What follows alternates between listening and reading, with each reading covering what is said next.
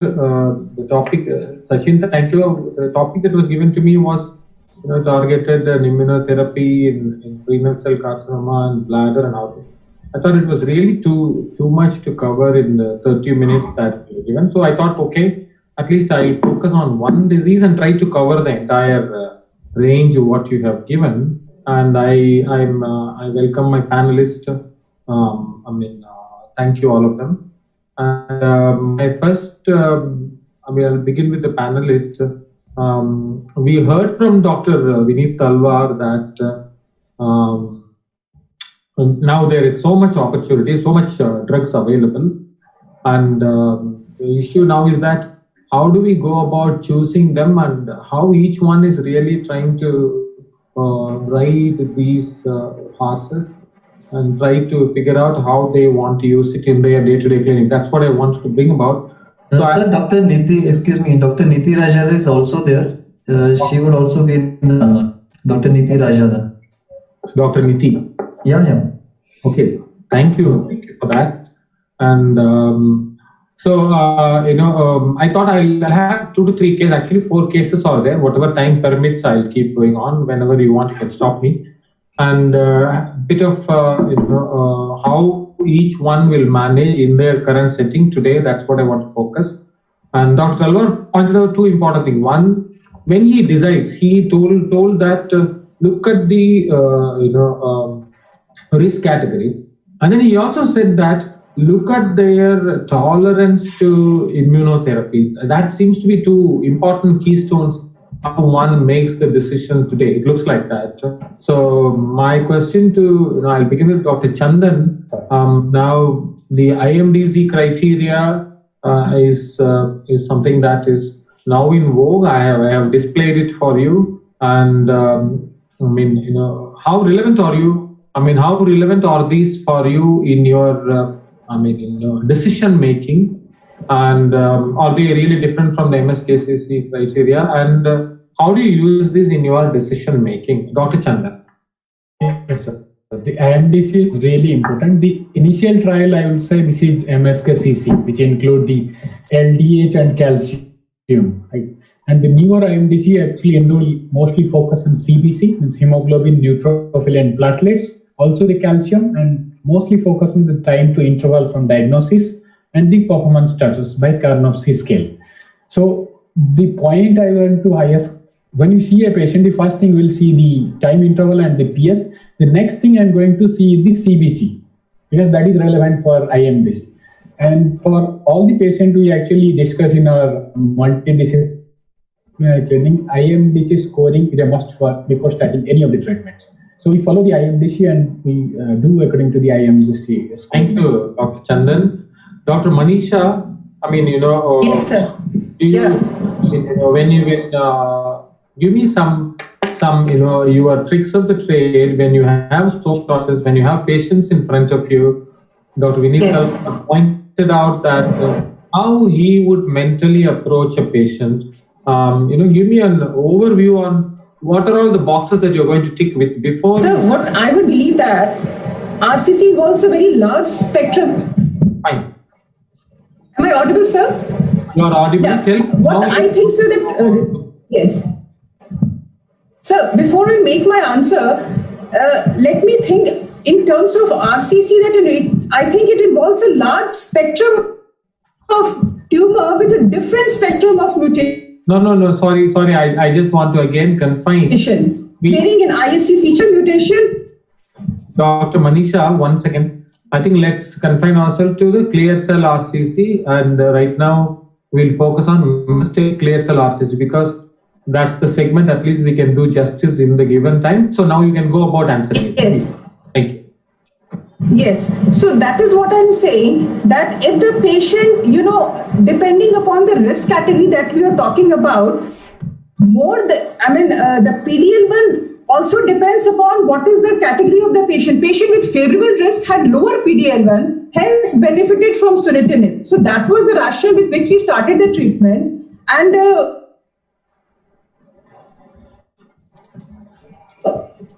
intermediate and high risk patient has so more responsive to the IO therapy. Fine. So for favorable risk, intermediate and poor risk, I'll use a combination of IO until and unless we have a more mature data that or the patient can go for, as per the trial that Dr. Vineet Talwar has shown, the axitinib and also the pembro has upcome in the favorable risk. But to me, for the favorable, I think I'll go with sunitinib upfront. Okay. Dr. Vineet, I'll come to you. I'm just beginning with, this. Sir, Dr. Vineet's signal has dropped.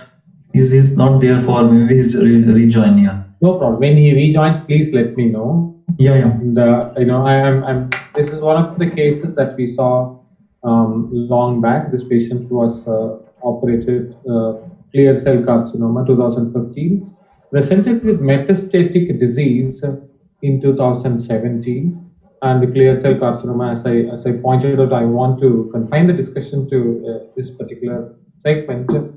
And presents with local recurrence and lung metastatic disease with a favorable IMDC profile in July 2017.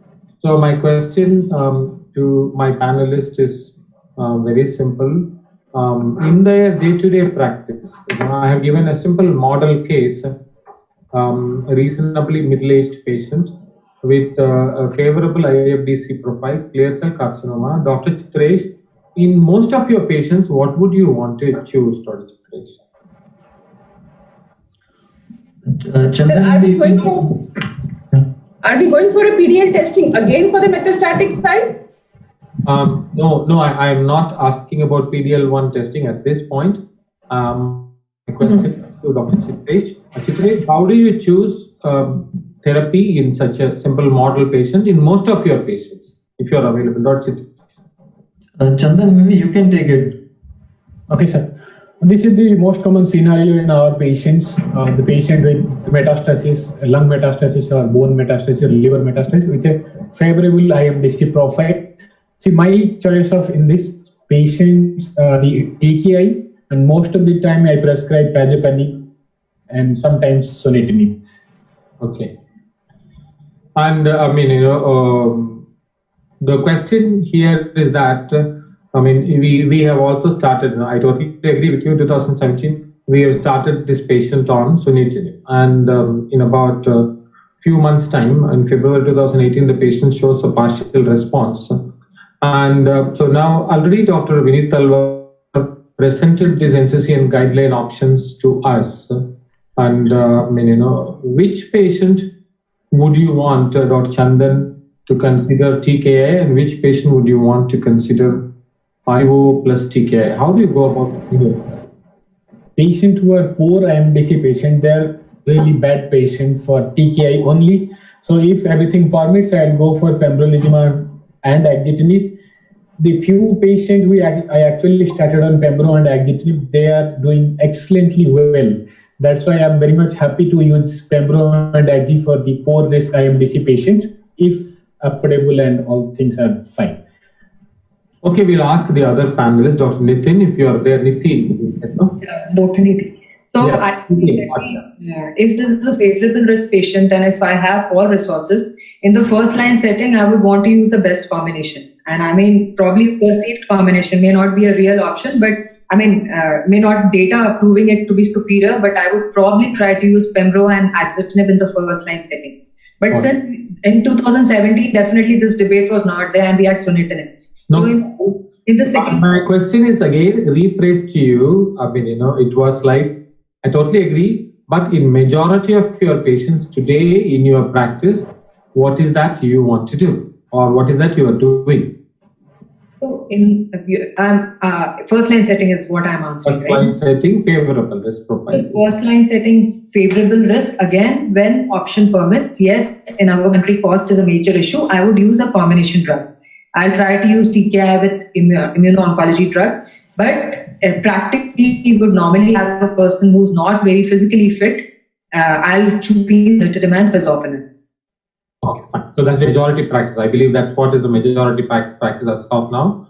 But then, there is more stronger and stronger, recommendation to consider immune checkpoint inhibitors, as all of you have pointed out.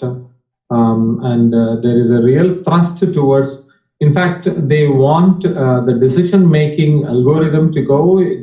This is the European Association of Urology guideline that would say that try to offer pembrolizumab plus axitinib in treatment-naive patients in IMDZ, any IMDZ risk metastatic clear cell RCC. And then you see that if it is intermediate and poor risk, go for a doublet.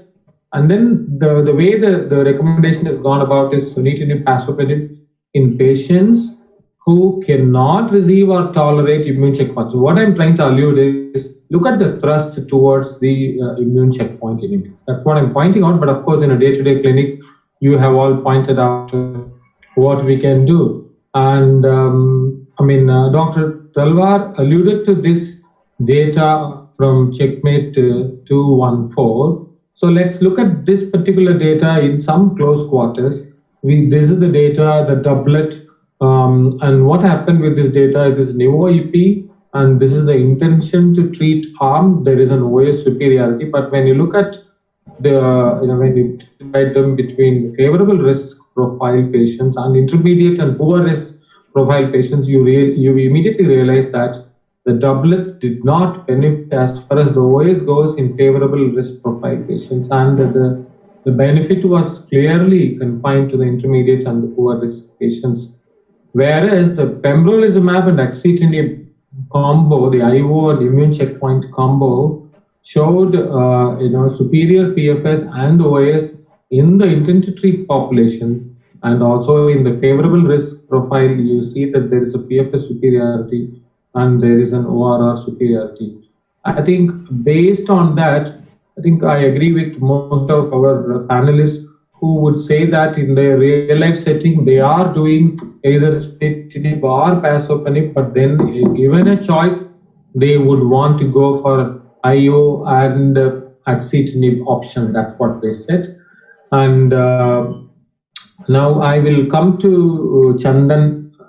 Chandan, in intermediate poor risk patients today, how comfortable you are in offering them, straight away these immune checkpoint inhibitors, either as a singlet or as a IO combo plus TKI, or as a doublet. How practical is it happening in your setting, Dr. Chandan?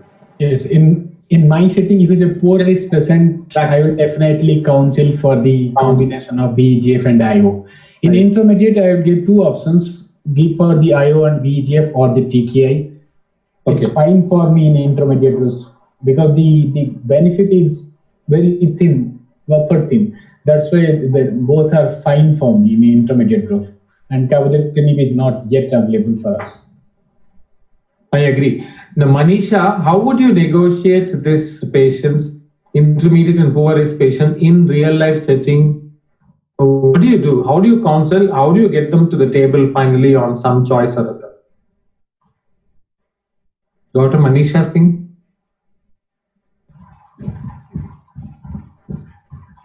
Dr. Niti? So again, sir, when the choice permits, I would want to use a pembro plus axitinib combination.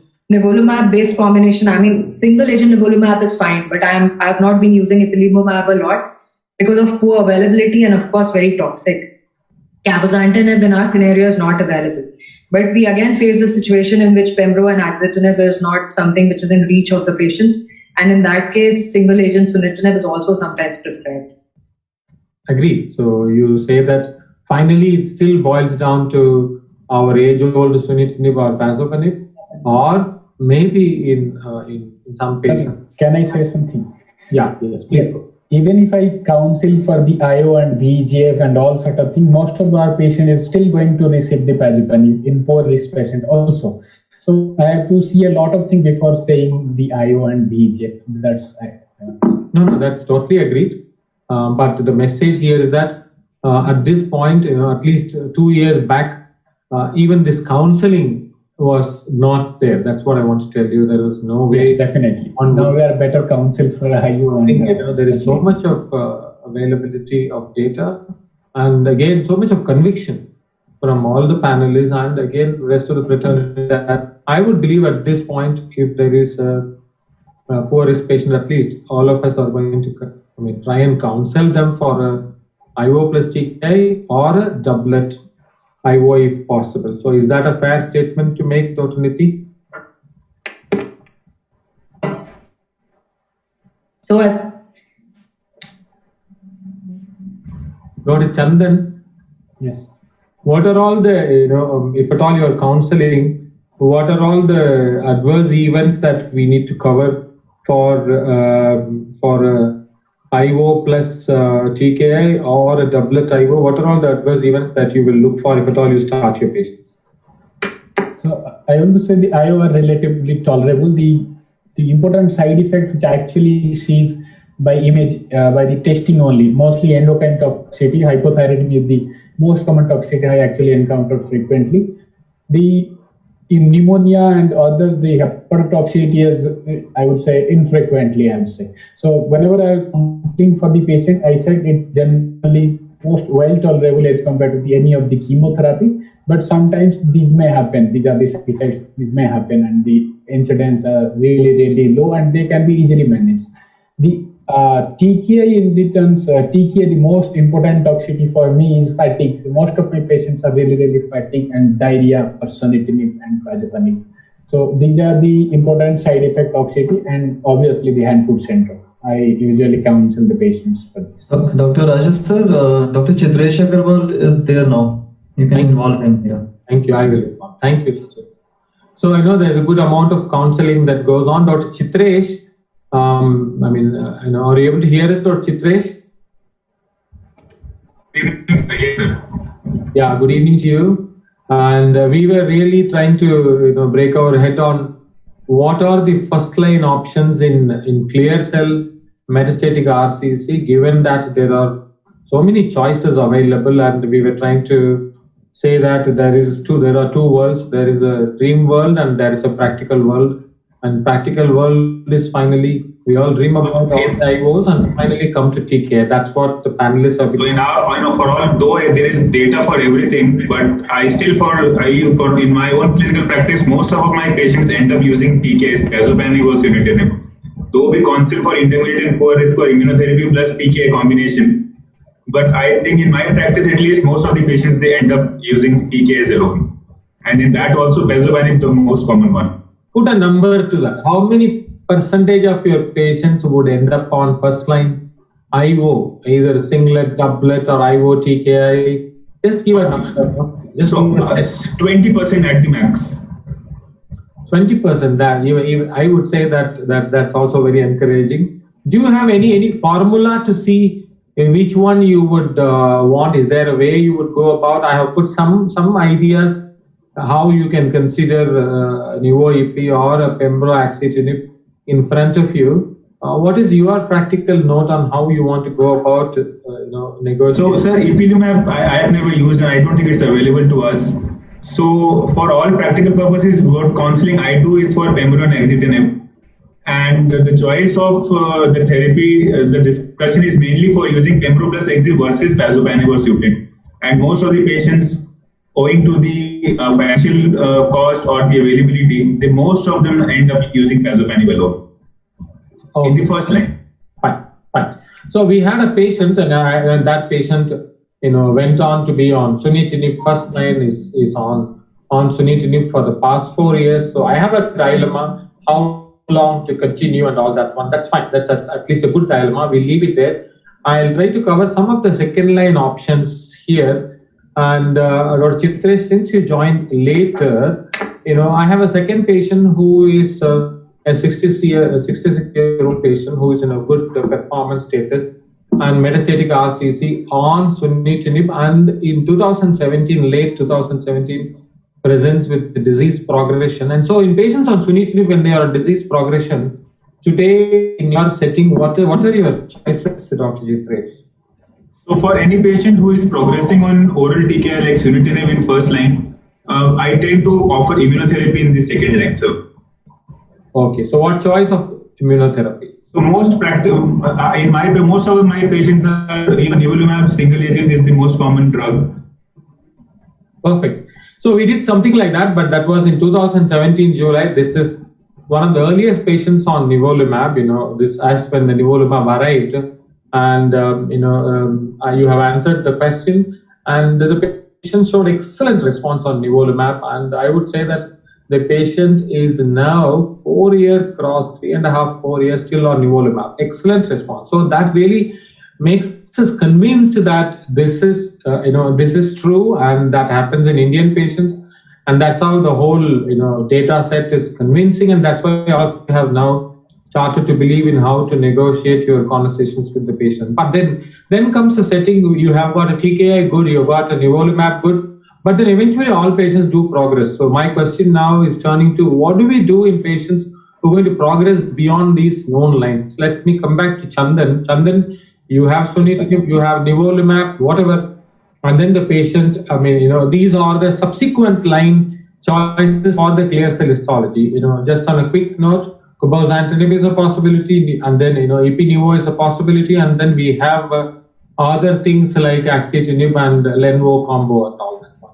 And these data sets capture the various options in patients who are on post TKI. So I will give you an option now in a patient whom we had a patient who was diagnosed in 2017 on sunitinib, and up till metastatic disease, 3 to 4 years on sunitinib, and at the end of 4th year, long duration of response to sunitinib, and doing well, but then eventually progresses now. So what do we do, Chandan? A long responder on sunitinib progresses. What are the choices I have? The post TKI progression, I have all the descent order. I always use the nivolumab, lenvatinib, everolimus, axitinib, and last is everolimus. So if patient is really good and there is no problem, I will use nivolumab. The second option is lenvatinib and everolimus. I have counseled this may cause mucositis and other side effects definitely more than the nivolumab, but the outcome is equal to nivolumab, almost equal to nivolumab.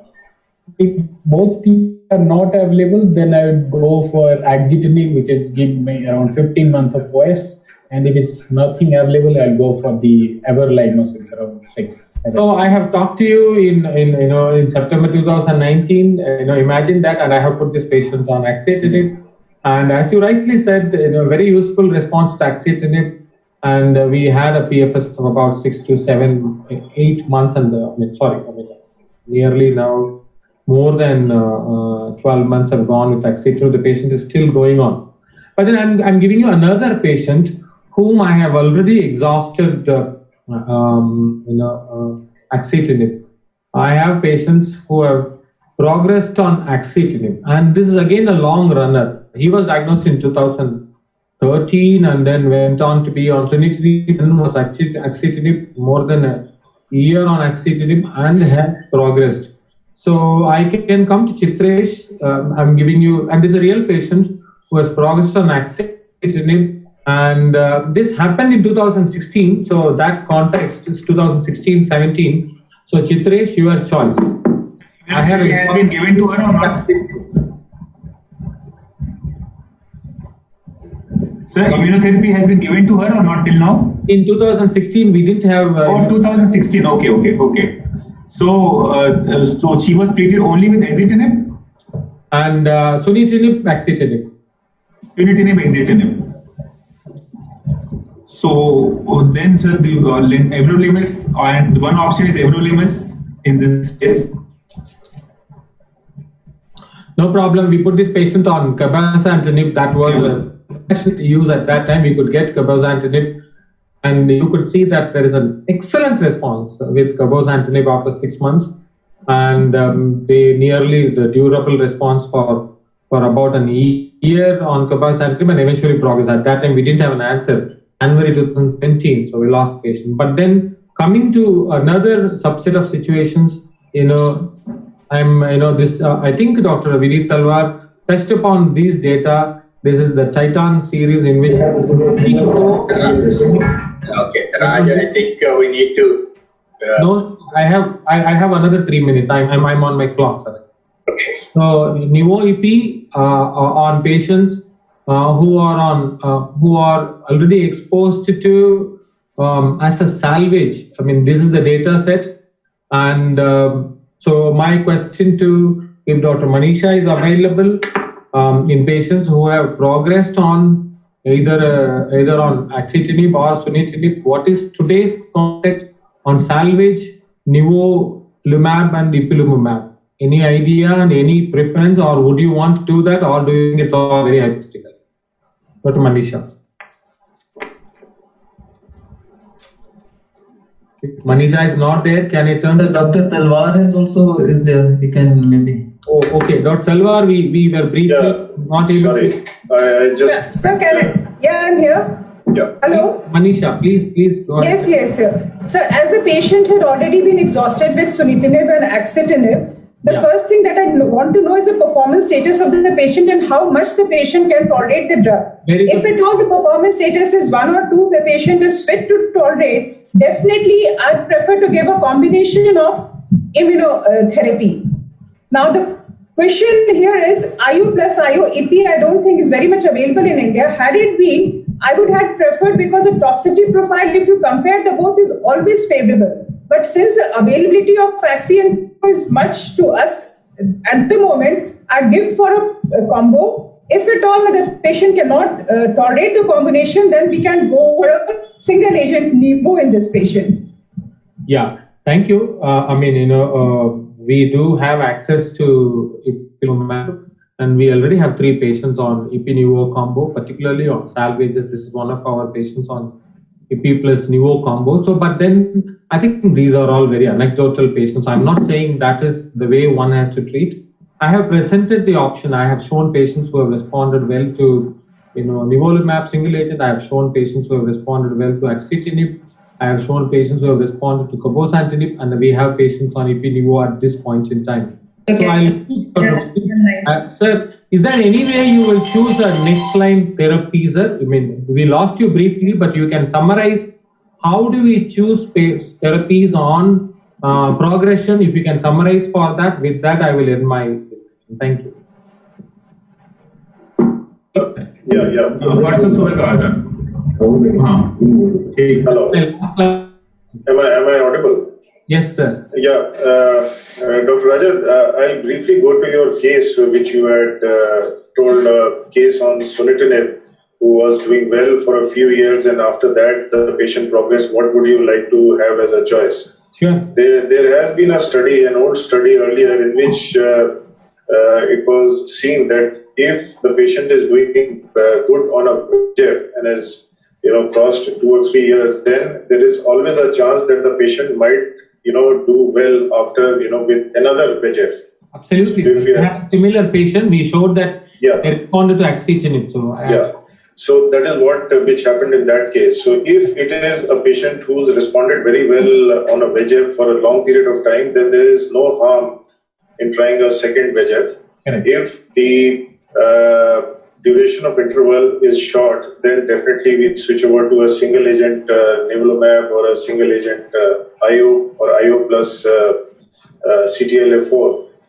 Keeping in mind that you don't need a quick response. If you need a quick response, then IO is not the drug of choice, because it requires at least 4 to 6 weeks to get the desired action. So if the patient has really progressed quickly, then probably something like combination of pembrolizumab plus axitinib or everolimus plus lenvatinib, which gives you a quicker response than a single agent IO alone. If the patient has taken a IO and a TKI, then the next line definitely would be cabozantinib, which can be given to these patients. And as you have shown, that patient did very beautifully, despite the fact that there were multiple sites on progression. If cabozantinib is not available, then of course everolimus and lenvatinib is there.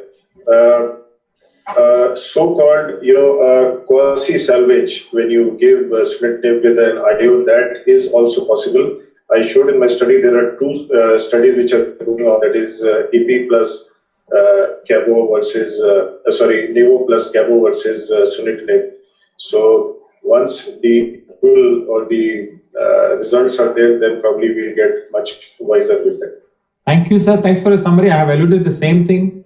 Yeah, Longer you exactly said the same go thing. for Vijay, brief, then go for. So you have already summarized it. I know Sachin must be getting tense, but all I want to end up is that there are a plethora of options. But then, how do we go about choosing that? I think we had the wise man's summary from Dr. Vineet Talwar.